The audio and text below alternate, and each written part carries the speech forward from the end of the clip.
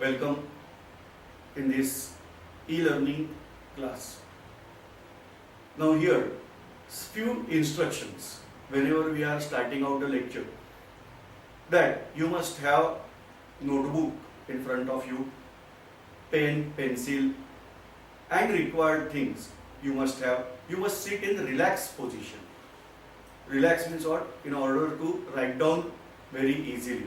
Don't sleep and observe the lecture, but usually keep in mind, if we are sitting out in erect posture, then the understanding capacity is more. So try to sit in erect posture and observe. Now whenever I am writing out something on board, try to understand first and then try to write down. Now you have control in your hands. So first listen carefully, and suppose you want to write down, then pause this video and write down whatever you want to write down from board. The important thing is that certain calculations you must carry out along with me. Whenever I am saying that we have to calculate, then try to calculate, try to understand and calculate. Don't copy out only. So this is very important. So whenever we are discussing or whenever we are starting out any calculation part, first try to understand and then carry out with your pen on notebook. Certain sums I am giving to solve for you. Every time in beginning I am reminding you that pause this video and calculate yourself, then observe, because I am going to solve that sum. But first try to solve yourself and then observe that whether you are correct or I am correct. So this is a simple technique you have to follow. Now henceforth, in first few lectures I am going to instruct you that okay, pause this video, but then onwards we are having now rapport. We can carry out easily that okay, this sum is there. You yourself will pause this video and calculate.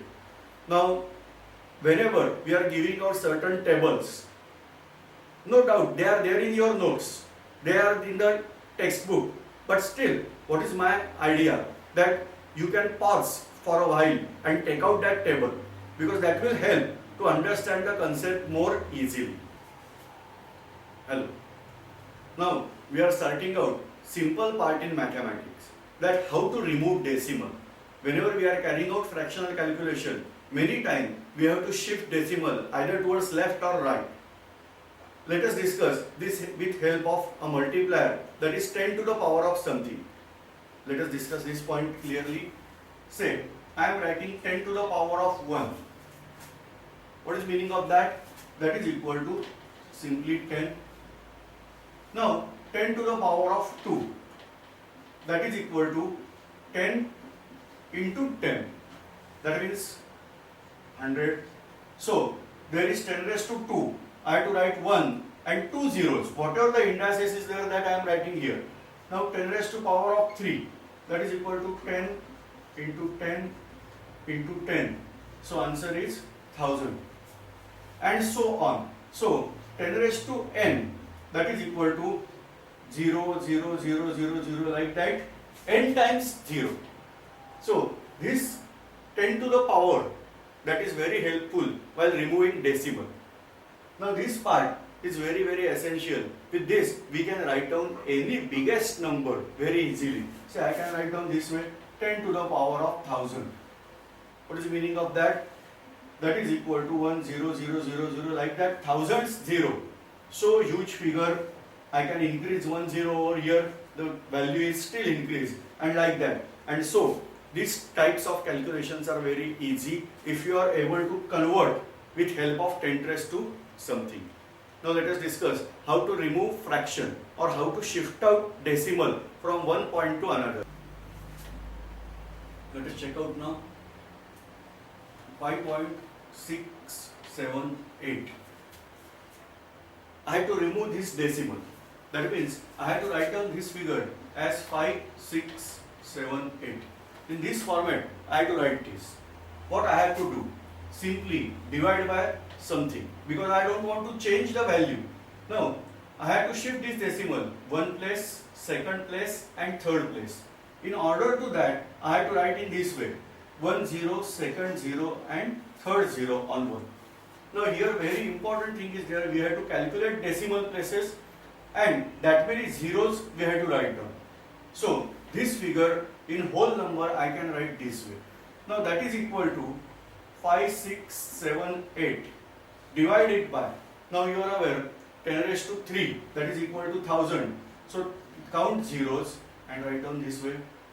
Now one law that you have learned in school level only, that 1 by a raised to m, that is equal to a raised to minus m. So same way I am converting this, that 1 by 10 raised to 3, I have to take it at numerator. So it will be 5678 into 10 to the power of minus 3. Here it is 10 raised to 3, here it is 10 raised to minus 3. I am following this law, we are getting this answer. So here I have shifted out decimal and I am getting answer like this. So this is the conversion from fraction to whole number by keeping values same. So we have to multiply by 10 raised to minus 3. So from that it is very clear. Suppose I am shifting out. Now every time you should not carry out this many calculations. So just look here. I am shifting out decimal 3 places. So I am giving multiplier as 10 raised to, and how many places I am shifting out? So here 3 places. That means I am giving here minus 3 because I am shifting out decimal towards right. Now let us check out this example. That 5678. That same figure I am taking, and now I have to write down in form of 5.678. What I can do, because I don't want to change out the value, and so I have to multiply by something. How many places I am shifting decimal? Originally this is the place of decimal, 1, 2 and 3. So I am shifting out decimal 3 places, so I have to multiply this by 1000. Then the value will remain same. So this means I have to write down 5678 into 10 to the power of 3. That means I have to shift out decimal towards left. Then I have to give that places in positive number. So here, suppose I have to shift out decimal towards right. What I can do? 10 to the power of, and minus indices is there, and number of places I want to shift. So here I want to shift 3 places towards right. So I am giving multiplier as 10 raised to minus 3. Here I want to shift 3 places towards left. So I am giving multiplier as 10 raised to plus 3. Now is this okay? Any doubt here? Just if you are having doubt, revise this lecture, revise this much portion once again to get clear. If it is clear, then try to solve this simple sum I am giving.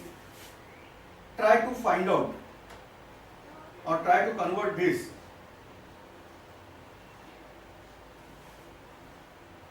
as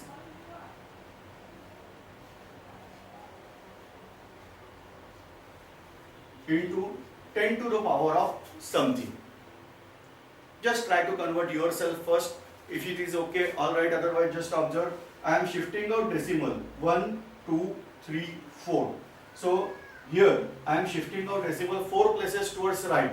So as I am shifting out decimal 4 places towards right, as we have carried out same thing here, that 4 places, and as I am moving towards right, I have to give here negative. So this way I can convert this figure into entire number or whole number with multiplier 10 raised to minus. Now same way, if you are able to follow, try to convert 6.7888. I have to write down, 67888. I have to write down this figure as 6.7888 into 10 to the power of something. So I have to shift decimal 1, 2, 3, 4 places towards left side. So as I have to shift towards left side, it is 6.788. 4 places towards left. So give multiplier as 10 raised to 4. So this is the simplest way that we can remove fraction. I am understanding it clearly that few students are having clear-cut logic. But there are many students, especially in school level, they are having somewhat threat. They are afraid while calculating in terms of fraction. Now here, whenever we have to calculate any basic calculation or say higher level calculation, And if you are having fear of calculating in fraction or in log table calculations also, many times this problem is there. So what is my simple opinion, that you can follow this technique, that convert it into 10 to the power of and make that number whole, then carry out calculation, because we don't have fear when whole number calculations are there. So calculate in whole numbers and then just adjust out the power. This is the simplest way we can calculate complicated calculation in simple manner. Just you must aware of this technique, how to convert fraction into whole number or whole number into fraction by using 10 to the power. Now let us start discussing some fundamentals. Now we are trying to understand the conversion and calculation with help of metric system or SI system of length unit. So we are aware 1 meter is equal to 1000 millimeter. So I am taking out this way calculation, that 1 meter is equal to 1000 millimeter. Now you are aware that instead of writing 1000, we are writing out this as 10 raised to 3 millimeter. So 1 meter is equal to 10 raised to 3 millimeter. Now let us calculate on basis of this further. 1 millimeter is equal to, we are going on lower level. So 1 millimeter is equal to 10 raised to 3. This is called as micrometer. This is the Greek letter and we are pronouncing it as mu. So 10 raised to 3 mu m, that means 10 raised to 3 micrometer. So 1 meter is equal to 10 raised to 3 millimeter. 1 millimeter is equal to 10 raised to 3 micrometer. Now 1 micrometer, that is equal to 10 raised to 3 nanometer. So still useful unit, that nano stands for very small. So 10 raised to 3 millimeter, 1 millimeter is equal to 10 raised to 3 micrometer. 1 micrometer is equal to 10 raised to 3 nanometer. And 1 nanometer equal to, now there is actually unit picometer, but we are not going at that level, because whatever is useful for us, only that much we are going to calculate. So here I must write 10 or write say 10 raised to 1, and the name of unit, are you aware of this unit? Those who are studying out science, they are aware. This is angstrom. So A, and we have to write down 0 on top of that.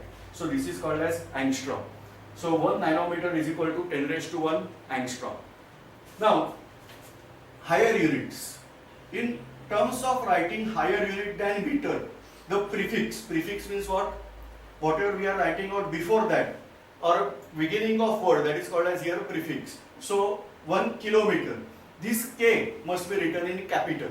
That means what? It is higher unit. So 1 kilometer is equal to, this is 10 raised to 3 meter. Suppose I have to write down, then I must write this way, that megameter. So 1 megameter, that is equal to 10 raised to 3 kilometer. Now in the world of computer, you are also aware, the next is giga, then next is tera, and so on. So here, keep in mind, this is also mm and this is also mm. But what is the difference? Here I am writing with capital and here I am writing with small. Why? The smaller mm indicate lower unit of meter and uppercase, that will indicate higher unit. Now with this much of data, you have to by heart. No, by heartation is very simple. Just keep in mind 10 to the power of 3 only in terms of angstrom. Why we have discussed till angstrom? Because atomic radius or diameter is in order of angstrom. And whenever we are studying out physics or chemistry at atomic level or nuclear level, the angstrom unit is most widely used. And therefore we have calculated till angstrom. Now let us discuss how to convert out one unit into another, or say angstrom to nanometer, nanometer to micrometer. Like that we have to change out this. So that will help us to understand 10 raised to power of calculations also and this type of unit. So two things we are carrying out simultaneously. Now we have discussed that 1 meter is equal to millimeter, micrometer, nanometer. Now we have to convert out that 1 meter is equal to dash dash angstrom. So direct relationship between meter and angstrom we have to find out. Let us check. 1 meter is equal to 10 raised to 3 millimeter. I hope you have taken out this table. So look in the table also while I am discussing. 1 meter is equal to 10 raised to 3 millimeter. But 1 millimeter is equal to 10 raised to 3. What is this word? Micro. We have to pronounce like mu, but this is micrometer. So 1 millimeter is equal to 10 raised to 3 micrometer. Now 1 millimeter is equal to 10 raised to 3 micrometer. But I have now 10 raised to 3 millimeter because we are converting out 1 meter. So 10 raised to 3 millimeter is equal to 10 raised to 3 into 10 raised to 3 micrometer. Is it okay? Very simple thing. Just look here once again. That 1 meter is equal to 10 raised to 3 millimeter. That means we have 10 raised to 3 millimeters. 1 millimeter is equal to 10 raised to 3 micrometer. Therefore, 10 raised to 3 millimeter is equal to, that means I am multiplying this side by 10 raised to 3. So I have to multiply this side also by 10 raised to 3. So this is 10 raised to 3 into 10 raised to 3 micrometer. Now you are aware of the law that a raised to m into a raised to n is equal to a raised to m plus n. So follow this law and we can get answer that 10 raised to 3 millimeter is equal to 10 raised to 3 plus 3, that is equal to 6 micrometer. That means 1 meter is equal to 10 raised to 6 micrometer. Now you are aware, in front of you chart is there and the brilliant student, they have highlighted this chart. I am aware that 1 micrometer is equal to 10 raised to 3 nanometer. Therefore, 10 raised to 6 micrometer, because we have now 10 raised to 6 micrometer. So 10 raised to 6 micrometer is equal to 10 raised to 6 into 10 raised to 3 nanometers. That means it is equal to 10 raised to 9 nanometer. Now 1 nanometer is equal to 10 angstrom. Therefore, we have 10 raised to 9 nanometers, that is equal to 10 raised to 9 into 10 raised to 1 angstrom, that is equal to 10 raised to 10 angstrom. So we have now answer 1 meter is equal to 10 raised to 10 angstrom. Now pause this video and take this down, and please keep in mind, you are clever, you are brilliant, intelligent, but still take out as it is. Why? That will helpful to understand concept more clearly. And so take down it is as it is. Pause this video till okay. Now try to solve the next sum similar fashion. That we have to find out 1 kilometer is equal to dash dash nanometer. If you are very good in calculation, you can calculate very easily. If you are, or say were not good, but now you are able to understand, then try to calculate this sum first. Same way, previously we have calculated same way, try to find out this sum. Till that, pause this video, calculate and then check out that whether it is correct or not. I hope you must have able to carry out successfully. Now just check out. 1 kilometer is equal to dash dash nanometer. So first, 1 kilometer is equal to 10 raised to 3 meters. 1 meter is equal to 10 raised to 3 millimeter. Now I am having 10 raised to 3 meter. That means multiply this side by 10 raised to 3. So multiply this side by 10 raised to 3. And you are aware now that is equal to 10 raised to 6 millimeter. Now 1 millimeter is equal to 10 raised to 3. And try to recollect micrometer. So 10 raised to 6 millimeter is equal to 10 raised to 6 into 10 raised to 3 micrometer. That reading is 10 raised to 9 micrometer. Now 1 micrometer is equal to 10 raised to 3 nanometer. Therefore 10 raised to 9 micrometer is equal to 10 raised to 9 into 10 raised to 3 nanometer.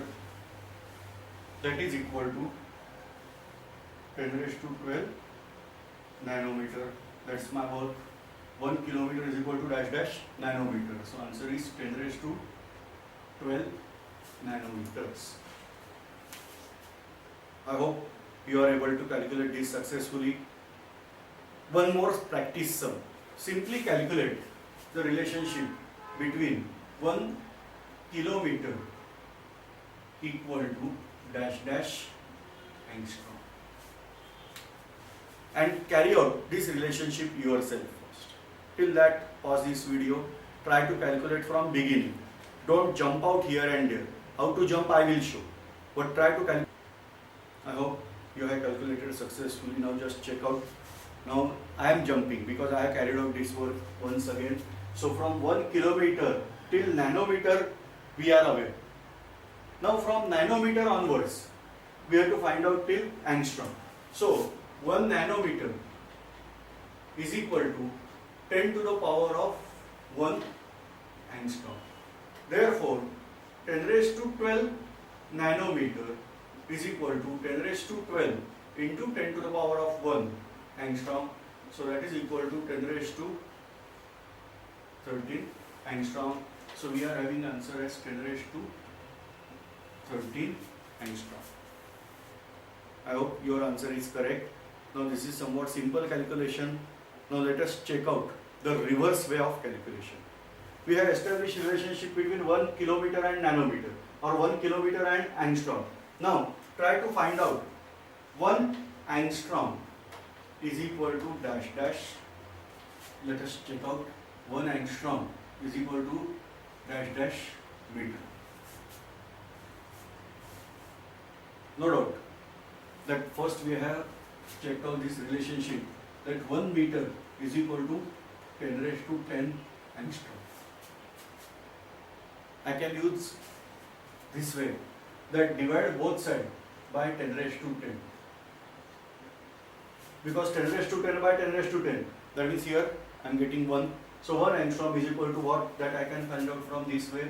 So 1 angstrom is equal to 1 by 10 raised to 10, that is equal to 10 raised to minus 10 meter. So this is simple way of calculation, but I have to explain other concepts also. So I am giving elaborate answer over here. This is the shortcut method, whereas we are going to discuss now elaborate answer, that 1 nanometer, that is equal to 10 angstrom. There are 10 raised to 1 angstrom. Therefore 1 angstrom, now what we have to do, divide this by 10 raised to 1. So divide this side by 10 raised to 1. 10 raised to 1 we are dividing, that means multiplying by 10 raised to minus 1. So 10 raised to 1 minus 1 nanometer. So I am establishing relationship between now 1 angstrom and 1 nanometer. Now same way, that 1 nanometer is equal to,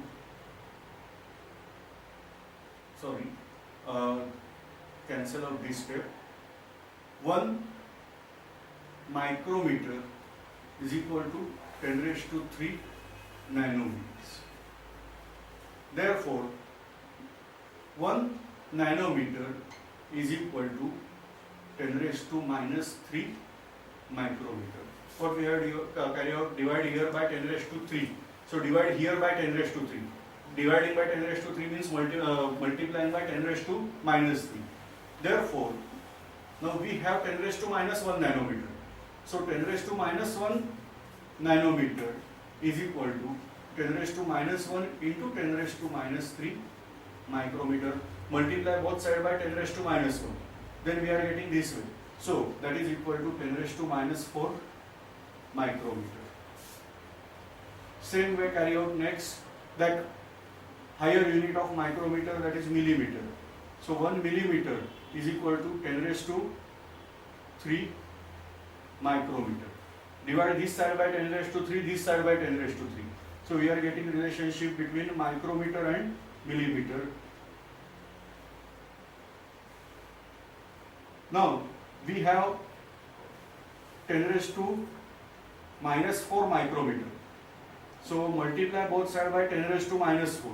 10 raised to minus 4 micrometer and 10 raised to minus 3 into minus 4, that will be 10 raised to minus 7 millimeter. Last, higher unit of this.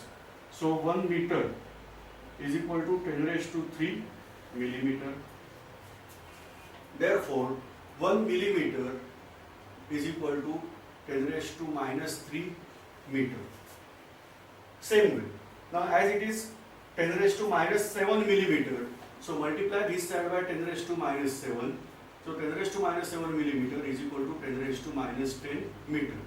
That means LHS we have started out from nanometer, from angstrom. So 1 angstrom, that is equal to 10 raised to minus 10 meter. We got the answer. So this way we can practice out very easily this type of reverse calculation.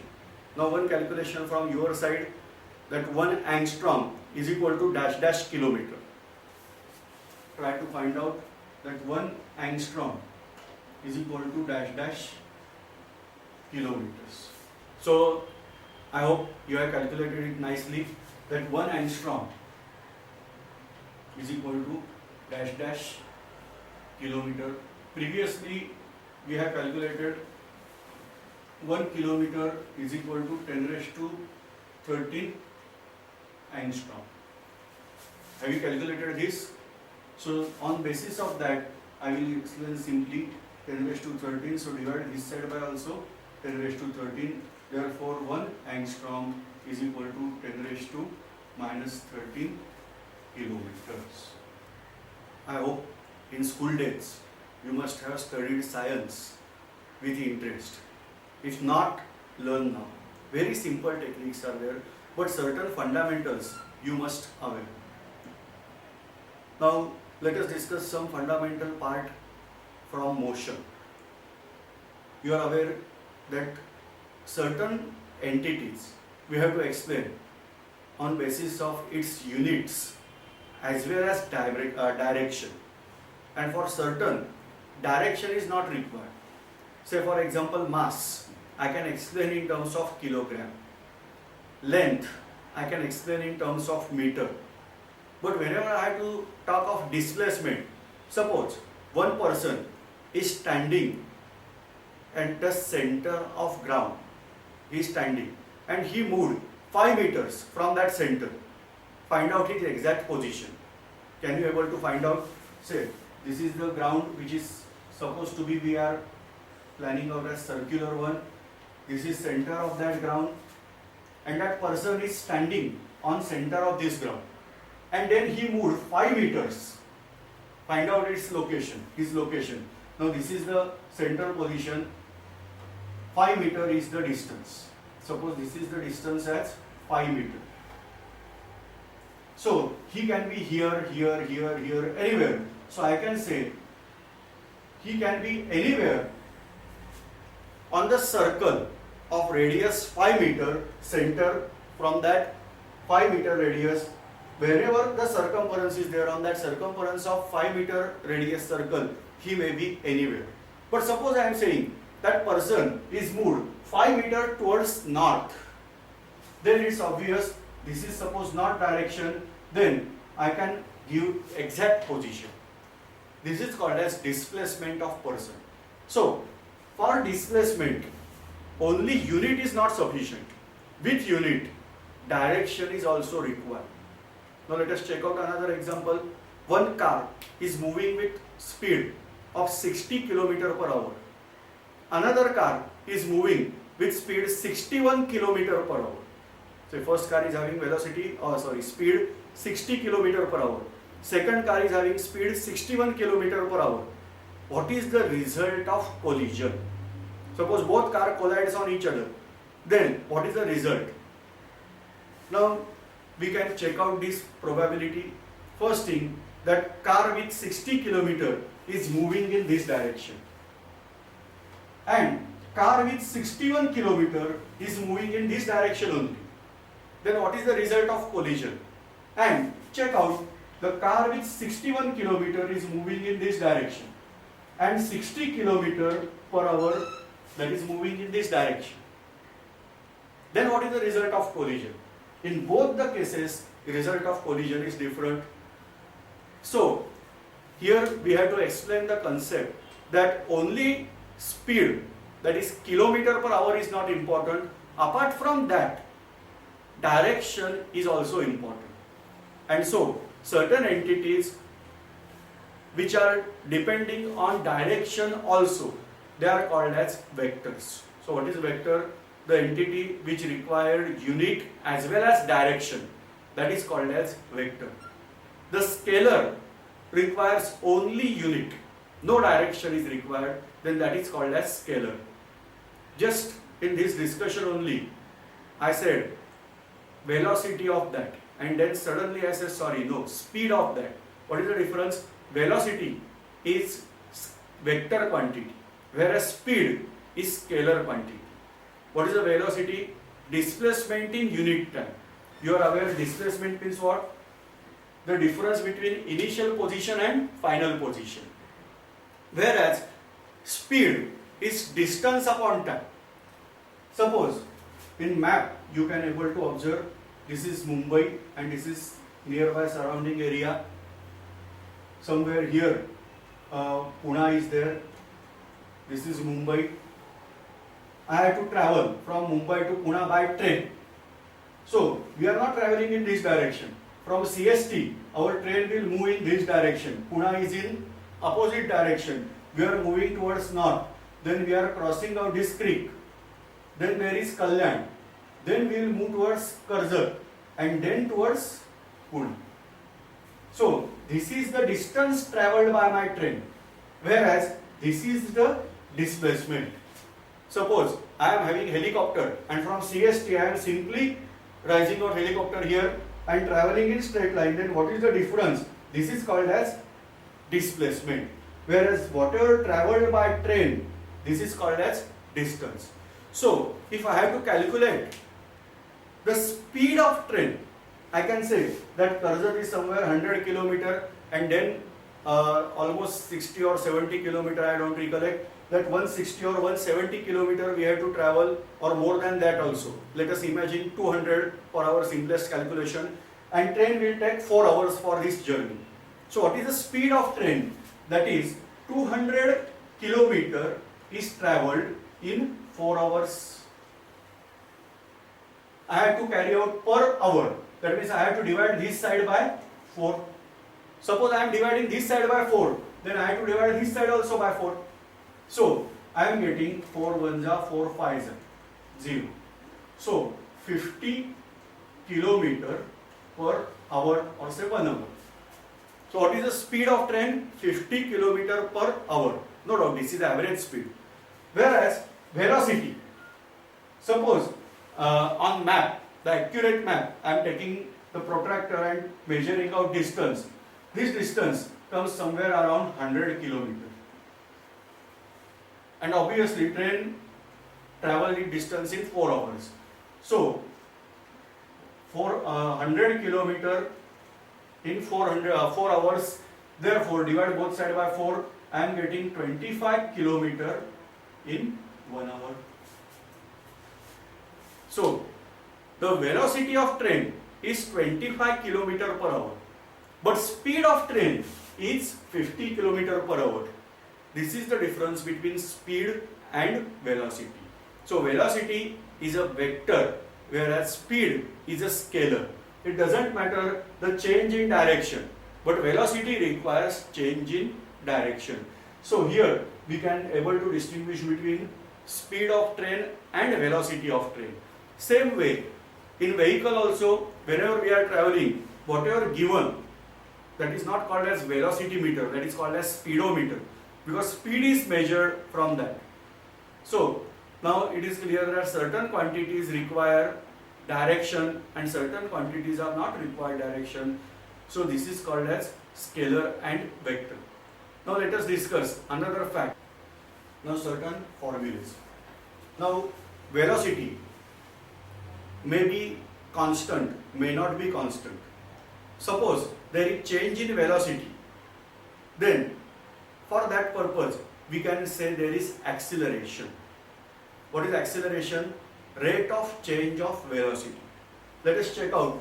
This is my initial velocity and this is the final velocity. Henceforth, keep in mind that vectors we are writing by arrow on the head. So this is initial velocity and this is final velocity. What is change in velocity? That is final velocity minus initial velocity. That is the change in velocity. What is rate of change of velocity? So what is the change in velocity in given time or in unit time? So this is called a rate of change of velocity. So it is v minus u upon t. What is that? That is equal to acceleration. Now acceleration, suppose u, case number 1, that initial velocity is greater than final velocity, then you will get answer as negative. Then we are calling that as retardation. Vector acceleration only, but that is called as retardation. Suppose u is less than v, that means initial velocity is less than final velocity, then we are calling this as acceleration. Just try to recollect, if you are driving out vehicle, automobile, then there is a object that is called as accelerator. What is the role of accelerator? That increase the velocity. So this is when u is less and v is greater, then that is called as acceleration. If u means initial velocity is equal to final velocity, then numerator will be 0. Divide 0 by any greatest figure in the world. Answer is 0. Therefore, acceleration is 0. Therefore, keep in mind, whenever object is performing uniform velocity, the acceleration is 0. And therefore, keep in mind always, whenever uniform acceleration is uniform velocity is there, always acceleration term is 0. So this is about acceleration. Now you are aware of certain units. We are discussing along with this only. Then what is the velocity we are writing? The SI unit for velocity, that is equal to meters per second. Before this discussion, we had discussed kilometers per hour. Yes, that is true. But for scientific purpose, we are taking this as meters per second. Can I convert kilometer per hour into meter per second? Answer is yes. Just check out. You are aware 1 kilometer is equal to 1000 meter. Divide by 1 hour. 1 hour is equal to 60 minutes and 1 minute is equal to 60 seconds. So 60 into 60 seconds. So 1000 meter per 60 into 60 seconds. I have to convert it into per second. That is per 1 second what is the velocity.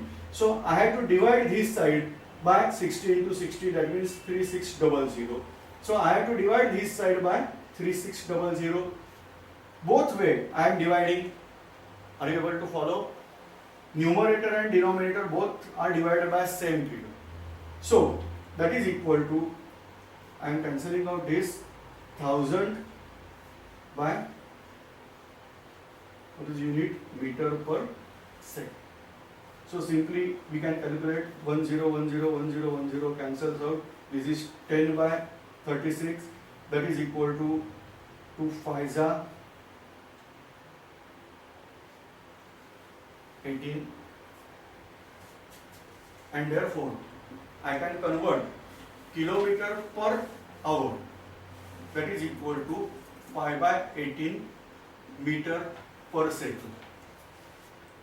Suppose you are aware velocity of certain object is 100 kilometer per hour.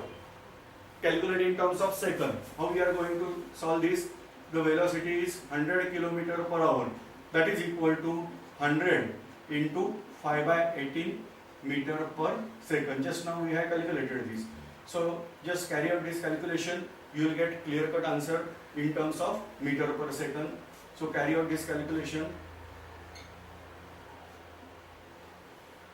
So that is equal to 250 upon 9, 9 ones are, so you will get recurring always 0.777, so we are simply converting out as 27.778 because last decimal is greater than 5. Then while rounding up, I have to increase by 1. So it is 27.778. Suppose last digit is less than 5. Then how to round up? Increase, keep it as it is. Suppose our answer is 27.774 and I have to round up. What I should do? Simply remove this. Suppose answer is 777. What I can do? Remove this and increase this figure by 1. But suppose answer is like this, 775. This number is greater than 5, I have to increase. Less than 5, I have to keep it as it is. But that is equal to 5. Then observe previous figure. If this number is even, keep it as it is. If this number is odd, then add 1. So here if it is 775, then I have to make 8. Now on basis of that, this is in terms of meters per second. So this is very fundamental calculation. We are converting out kilometer per hour to meter per second. Now next entity we have to discuss. That next entity is force. So force, this is also vector. Force is equal to mass into acceleration. Now what is unit of mass? You are aware, in SI system we are considering unit of mass as kilogram, or say that is MKS, meter, kilogram and second. So here we are considering mass in terms of kilogram. So we are discussing out now units along with formulae. So force is equal to mass into acceleration. Therefore force, what is unit of mass? That is kilogram. And unit of acceleration, now you are aware, that is meter per second square. You can observe on mass there is no arrow sign. That means mass is scalar quantity, but on acceleration there is arrow, so that is vector. So force is equal to, what is the unit we are discussing? Kilogram meter per second square. So I can write this unit as kilogram meter per second square, or this way also we can write kilogram meter per second square. Now lot of work is carried out by Sir Isaac Newton on this force, displacement, etc. And so in order to honor him, we are giving name of Newton here. So I am substituting this as Newton. So what is 1 Newton? 1 Newton is equal to kilogram meter per second square. So this is called as 1 Newton. So this is the unit of force. So I am writing here unit of force. I am writing in both the ways. Number 1, it is kilogram meter per second square, and that is equal to 1 Newton, or simply we can say that is equal to Newton. Now this is in MKS system. Suppose I have to convert this into CGS, then you are aware that 1 kilogram means 10 raised to 3 gram. 1 meter is equal to, now it is CGS. CGS stands for centimeter gram second. So that is equal to 10 raised to 2 centimeter. Centi 100. So this. And whether NKS or CGS, second will remain as it is. So this is equal to 10 raised to 5. Say 10 raised to 3 into 10 raised to 2. 10 raised to 5 gram centimeter per second square. So here kilogram meter per second square, here gram centimeter per second square. That is called as, we are writing in terms of dyne. As this is CGS unit, we are making this D in terms of small. So you are aware that CGS unit also we are writing here, that is equal to gram centimeter per second square, that is considered as dyne. And you are aware the conversion factor that 1 Newton is equal to 10 raised to 5 dyne. So you can take this down, and conversion factor also you can keep in mind, 1 Newton is equal to 10 raised to 5 dyne. So this is about units of force. So we have discussed the force in terms of kilogram meter per second square, that is equal to Newton, and gram centimeter per second square, that is equal to dyne. This is in MKS system, this is in CGS system. Usually we are using this unit only. Now you are aware velocity, you are aware acceleration, we are aware force. Now we have to find out another concept, or we have to discuss simply another concept, that is work done. Now work done is having different concept in physics. What is the definition? If you are applying force and displacement is carried out in direction of force, then only it is considered as work done. So suppose I am having this pen in my hand, I am holding out this pen in my hand and standing here for 1 hour. Can I say that I have performed work? Answer is that no, because I am applying force but displacement is not there. Just I am holding out this pen, I am applying force in opposite direction of gravity, but there is no displacement. I am standing here for 1 hour, 2 hours, or n number of hours. There is no work done according to physics. Same way, suppose I am saying that I am taking this pen and throwing away. Can we consider this as work done? Answer is yes. According to physics, this is work done, because I am applying force and pen is moving, that means displacement is carried out in pen, and therefore we are calling this as work done. So what is work done?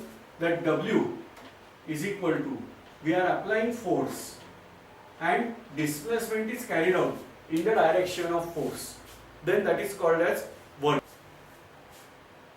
So work done is equal to force into displacement. Now this is also scalar vector quantity. Now here S is not second, this is displacement.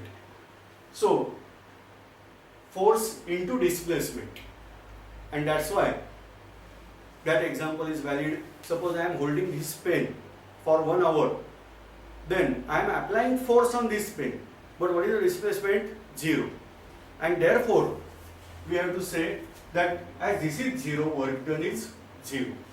So if displacement is there, then only we can say there is work done. Now we have to find out unit. Now you are aware the unit of force, that is kilogram meter per second square, and unit of displacement, whenever we are saying displacement, then unit of displacement, that is meter. So into meter. So this is kilogram meter square per second square. So this is the unit of work done, that is honored as Joule. Scientist name is there, and so we are giving unit of work done as kilogram meter square per second square, but simply symbolizing as Joule. Now CGS unit will be obviously gram into centimeter square into per second square, per second square we can write. Now this is considered as ergs. Again keep in mind capital MKS system, small CGS system. Now find out relationship between Joule and erg. So 1 Joule is equal to 1 kilogram into 1 meter into 1 meter into per second square. Now second square will remain common. So this is 1000, or simply in our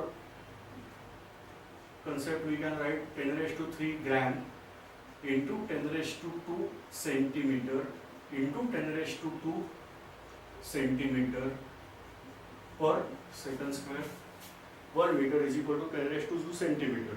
Why I am writing purposefully separately in order to avoid confusion of meter square, that 1 meter into 1 meter. So simply we can say this is 10 to the power of 7 to 10 to the power of 2 into 10 to the power of 2, that is 10 to the power of 4 into 3. So 10 to the power of 7 gram. Now centimeter into centimeter, centimeter square into, that is equal to ergs.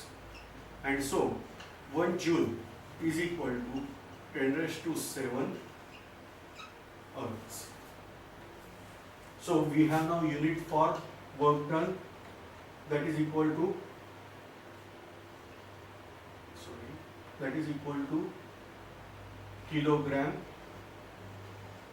meter square per second square, that is considered as joule, whereas gram centimeter square per second square, that is considered as ergs. First is obviously MKS and second one is in CGS, or in case of SI we are considering the first one. So this is the another concept we have discussed, that is the concept of work done. Now capacity to perform work done is called as energy, and that's why energy is also having same unit as joule and erg.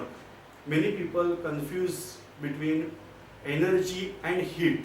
Heat is different and energy is different. No doubt that heat is form of energy, but always energy means not heat. Various forms of energy are available. Out of that, one is heat, and so heat can be explained in terms of erg, but many times we are using unit as calories and kilocalories in order to explain the heat. Now this is about joule and erg. So we have discussed now from initial velocity, final velocity till work done. We have discussed these fundamental things are very, very essential whenever we are discussing out certain concepts in physics and chemistry. Now one more entity I have to explain, that is momentum, small p. Now what is momentum? That is mass into velocity. So mass into velocity, that is called as momentum. Unit we can able to write down very easily, mass that is kilogram and velocity that is meter per second. So unit of momentum is kilogram meter per second. No scientist name is associated with it. So keep in mind simply MKS unit, that is kilogram meter per second, and CGS unit, that is gram centimeter per second. So I can write down this as gram centimeter per second. Now this is small p, whereas power we are writing as capital P. Now work done in unit time, that is called as power. So time factor is very, very essential. As time factor increases, what is the power we are writing? That is equal to work done in unit time. So it is W by T. So simple thing that as denominator increases, power decreases. Work done is same. Suppose 10 joule work is carried out in 1 second. So what is the power? That is equal to 10 joule per second. Suppose 10 joule work is carried out in 10 seconds. Then what is the power? That is equal to 1 joule per second. And so power factor is very important, that is work done in unit time. So what is the unit? That is joules per second. So I am writing this as capital P. Now this is the problem of English, especially alphabets, that small p and capital P we are not able to distinguish. So power, the unit is joule per second. Now instead of writing joule per second, we are writing this as watt. So that joule per second, that is equal to watt. Now from P we have discussed momentum also, power. Then another entity that is called as pressure. What is pressure? The force acting in the perpendicular direction. Perpendicular means making angle of 90 degree. So if force acting in perpendicular direction on definite surface area, then that is called as pressure. So pressure, now I am particularly writing here pressure, actually P, but purposefully because always you should not confuse. So pressure is equal to force acting in particular area. Now unit of area is meter square. So force acting in particular area. So what is unit of force? That is Newton. And therefore we are writing out pressure as Newton per meter square. So this is SI unit of pressure. Now another basic unit we have to discuss. Now as I am using word as basic, actually certain units they are called as fundamental units and certain units are called as derived unit. Now as we have discussed here, time, only second. So this is called as fundamental unit. In case of length or displacement, we are calling this as in terms of meter, fundamental unit. Okay. Whereas all other units are derived unit. Mass, kilogram, that is the fundamental unit. But force, kilogram meter per second square, that is called as derived unit. So one more fundamental unit we have to discuss here, that is the temperature.